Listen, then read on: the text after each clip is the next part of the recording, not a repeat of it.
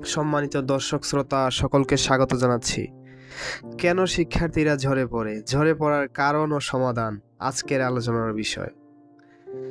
আপনি কি জানেন আমাদের দেশে প্রতি বছর হাজার হাজার শিক্ষার্থী স্কুল বা কলেজ থেকে ঝরে পড়ছে, কিন্তু কেন, কি কারণে, যার জন্য এই শিক্ষার্থী মাঝপথে থেমে যেতে বাধ্য হয়? চলুন জেনে নেই শিক্ষার্থীদের ঝরে পড়ার কারণ।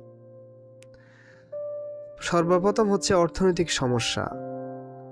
প্রথম এবং সবচেয়ে বড় কারণ অর্থনৈতিক সমস্যা। অনেক পরিবারই শিশুদের স্কুলে রাখার খরচ চালাতে পারে না, তাই শিক্ষার্থীদের পাঠানো হয় কাজে, হয়তো কোনো দোকান বা মাঠে কিংবা বাসাবাড়িতে।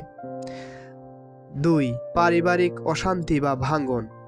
বাবা মায়ের বিচ্ছেদ কিংবা পরিবারের ভিতরে টানাপোড়েন অনেক শিশুকে মানসিকভাবে ভেঙে দেয়।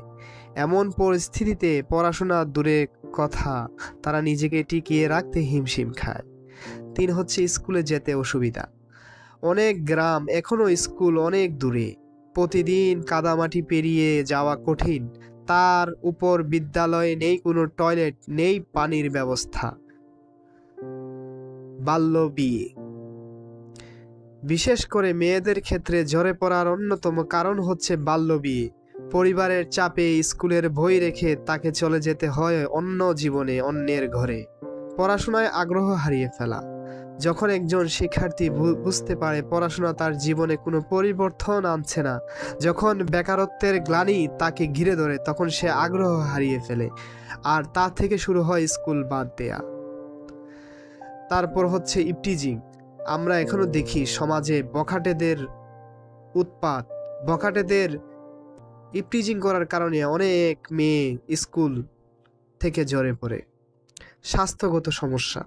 দীর্ঘমেয়াদী শারীরিক অসুস্থতা বা মানসিক চাপ শিক্ষার্থীদের পড়াশোনার পথ থেকে সরিয়ে দেয়। এই ঝরে পড়া রোধে আমাদের করণীয় কি? এই সমস্যা থেকে মুক্তি পেতে হলে দরকার পরিবার, বিদ্যালয় এবং সমাজে সম্মিলিত উদ্যোগ।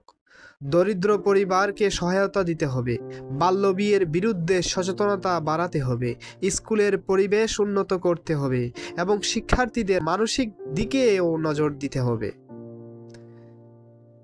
একজন শিক্ষার্থী যদি তার স্বপ্নের পথে হেঁটে যেতে পারে, তাহলে সেই স্বপ্ন শুধু তার নয়, গোটা জাতির। আসুন আমরা সবাই মিলে ঝরে পড়া রোধ করি।